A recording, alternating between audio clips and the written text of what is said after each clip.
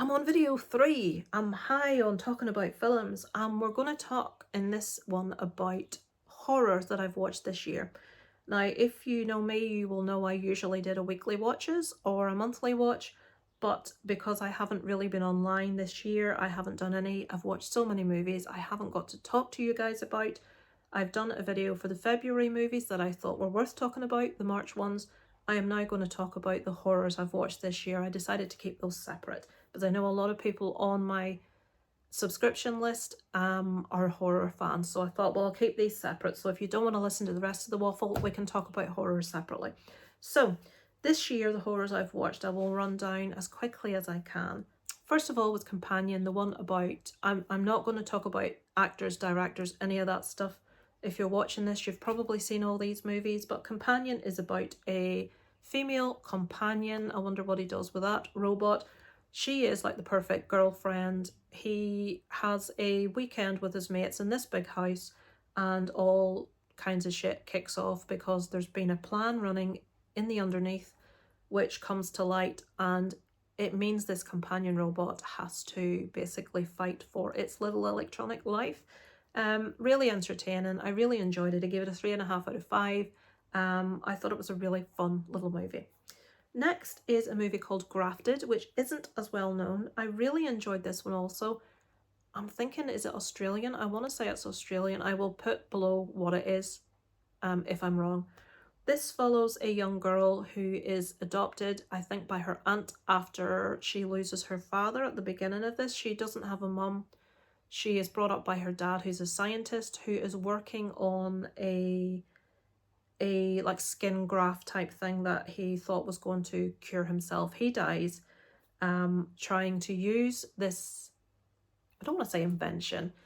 He's trying to basically make a skin graft, and he tests this on himself and he dies at the start of the movie. She goes on to be adopted by her, I believe, aunt. She has to move across country, and she sets her life, like, why can I not think of words?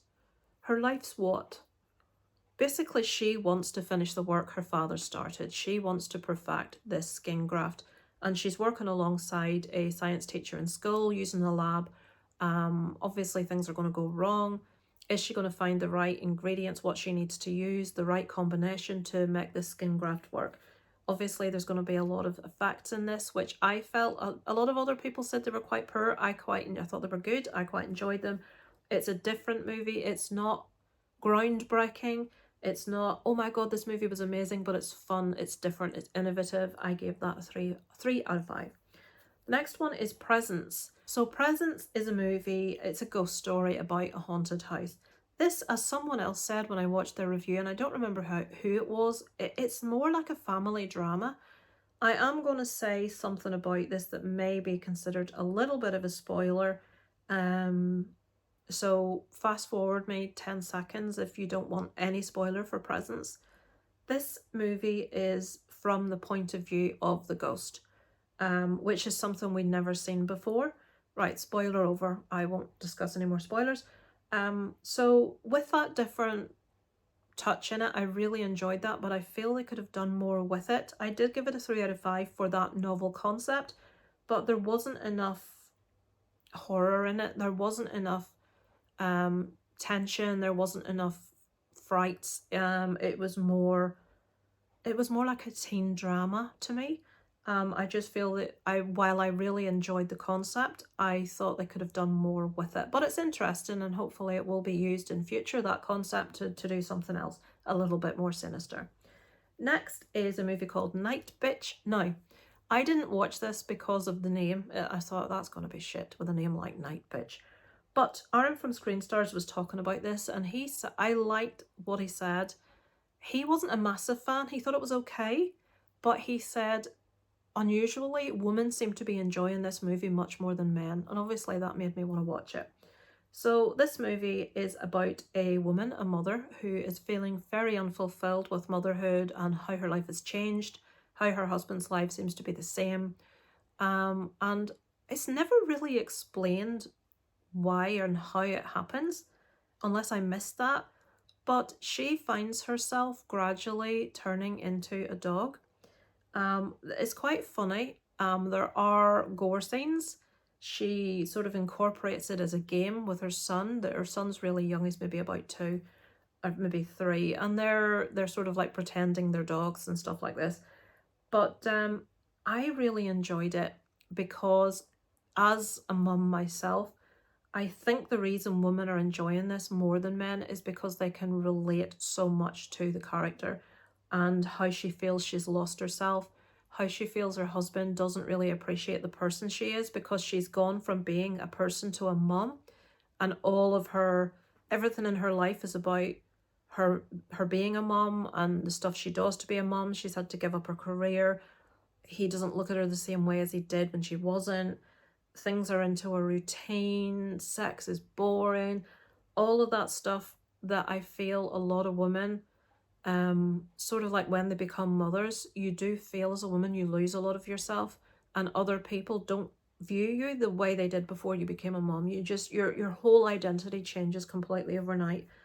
And the frustrations that she has in this, like when she goes to mother and baby groups, the other moms and how they are and how she can't relate to them. And it's just funny because I remember going to those things and looking around me at all the moms and feeling that I just couldn't relate to any of them. And they were all so asinine, syrupy sweet, and it's like, oh, and is no one else struggling? Um, and they really get across the frustrations of motherhood really well. So I think that's why women are enjoying this more than men. Is because I feel this represents women so well. It's a funny movie as well. So I gave it a three out of 5. Night Bitch. The next one, there's a lot of threes here. I think they're almost all threes. Was Daddy's Head. Now I didn't expect to like this, and I came away quite enjoying this one. This is a movie about a girl and a woman and her stepson. This poor lad, I would say he's around 10 to 12, that kind of age. And he has previously lost his mum. He is living with his father, who is an architect, and the father's new wife. I believe they were married. And something happens at the beginning of the movie, and his father passes away also. So he is left with the only relative he has is this stepmom, and they don't have the best relationship. I won't say they don't like one another, but he's never really accepted this new woman who's, I think, considerably younger than his dad was. And it's like, with all his issues and problems, is she going to take him on? But then weird shit starts to happen in the house.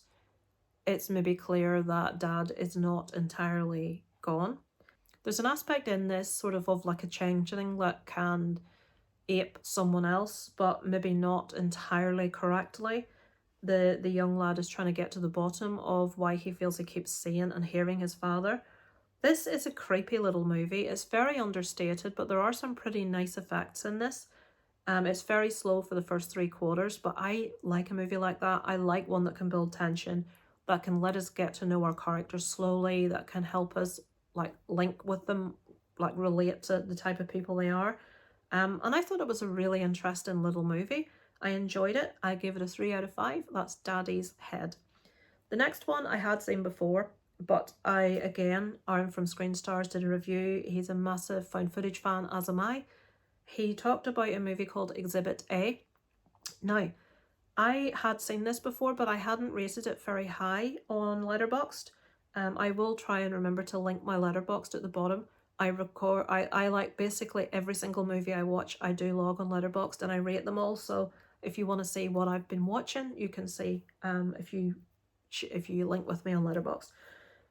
So Aaron talked so strongly about this movie, I thought, I'm going to have to watch this. And when I put it on, I vaguely remembered, but what I think had happened, I'd started it, it hadn't appealed to me, and I hadn't watched all of it, so I made myself watch it. Now, this movie is not going to appeal to everyone.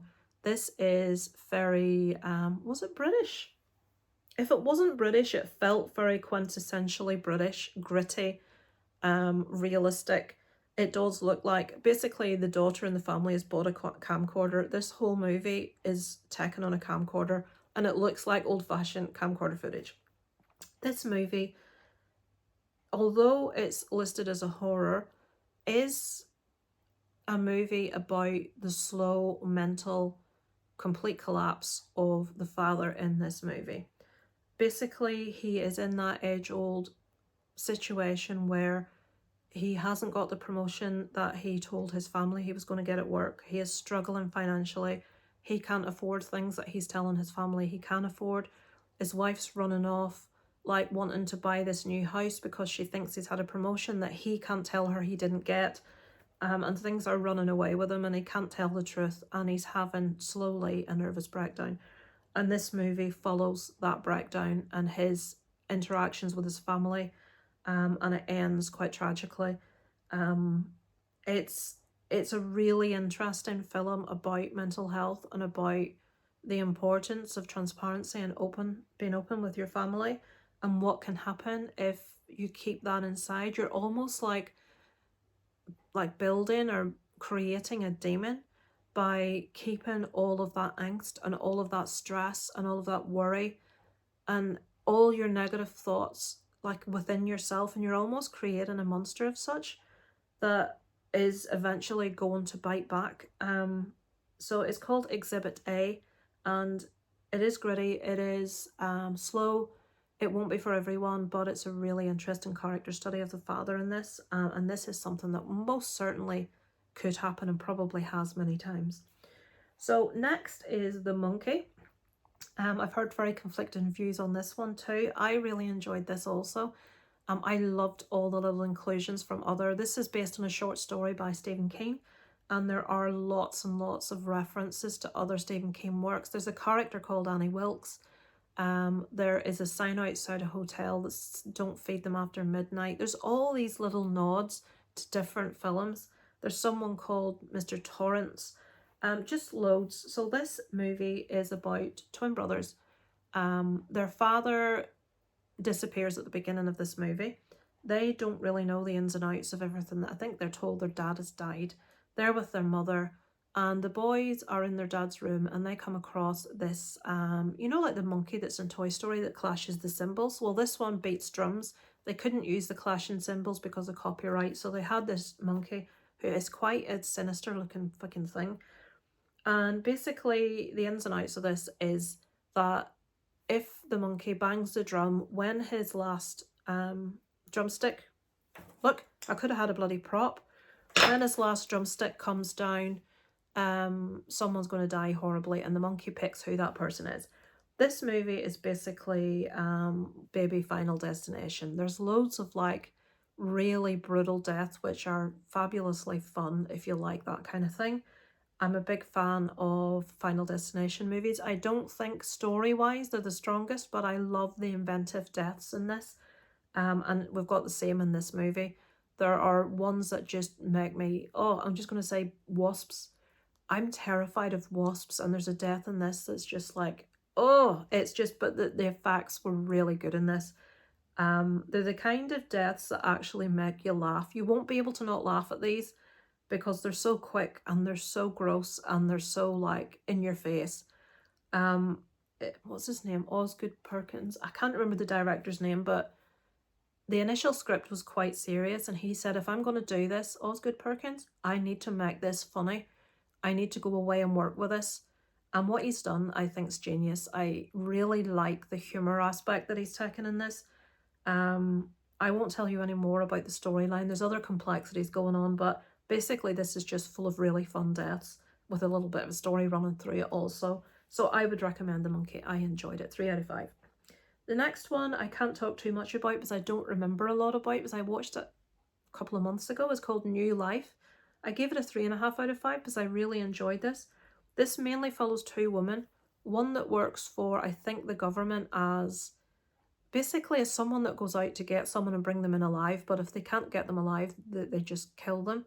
She's a professional, but she is starting with ASL. You remember the disease that they did the cold water, the bucket challenge for? Because it means that they sort of understand the symptoms of ASL where they haven't got controlled movement of their limbs and their hands and stuff. Well, this woman is starting with this, and she's an assassin, more or less, and she can't do her job very well anymore. So we're following that dynamic, and also we're following the story of the woman that she's been sent out to seek down, because they feel that this woman, there is like a zombie thing going on. There's like this contagion passing from person to person, and they feel that this woman is immune, so she has the ability, if they can get her alive, get her blood, they can make a cure to this zombie outbreak. So the movie is about her trying to get away and this woman with her challenges trying to catch her. And it really worked for me. I really enjoyed it. I thought it was very good. I gave it a 3.5 out of 5. Two more I've got here. I've left to the bottom because I didn't really like either of them. One was Heart Eyes, which I gave a 2.5 out of 5. I like the mask. I don't feel the kills were inventive enough. I'm not the biggest slasher fan, I have to admit. I do like some of them, but where the monkey had really fun kills and a lot of humour, Heart Eyes I feel was too serious. I feel we needed more humour in there. I feel we needed more gory deaths. It was okay. It was an okay watch. It wasn't awful, but it certainly wasn't something I would rewatch. And lastly, the other one, which I think I enjoyed a little bit more than Heart Eyes, was called Werewolves. It it was a bit silly. Now, I don't know if it was meant to be, but it was an interesting enough watch. Again, it was ages ago I watched this. It's about, I think it's just like The Purge, but with werewolves. So if you're outside after a certain time on a full moon, you turn into a werewolf, I think. And this is basically about these two people trying to get from A to B, staying out of the moonlight. And it's one of these where there's 1,001 shots fired at people and it never hits them. You know, it's just like suspend belief. It's a bit silly, it's a bit naff in places, but it's not absolutely awful. It's just probably Hard Eyes and Werewolves are the two least favourite horrors I've watched so far this year. I would say from that list, if I had to pick a favourite horror, I won't say anything's blown me away. I would say of that list, New Life was probably my favourite. I liked Companion, and The Monkey I thought was fun, but I haven't watched a horror this year where I have been completely blown away by it. But yeah, I'm sure it's coming. It'll come eventually, that horror that we're waiting on, that just I come out of just, and I'm well annoyed that they've cancelled the new Saw movie. That has really upset me. I mean, I don't care how naff they are, I will watch them. I am there first night for all those Saw movies. So yeah, guys, that is the horrors I've watched so far this year. Let me know in the comments any that you agree, disagree, anything you recommend for me to check out. I will try and be a little bit more regular if I can, but that's very dependent on my parents' health. I was always sort of a carer to a degree for my mum, but now I'm also helping with my dad, so it does take up quite a lot of time, which is why I haven't been as, things can change, can flip sort of on a switch from one day to the next, so I kind of don't know what I'm going to be doing. I can't promise something every week, but I will try my best, guys. So thank you very much for your patience and for watching today if you have done. I look forward to speaking to you next time. Over and out from Lisa Loves.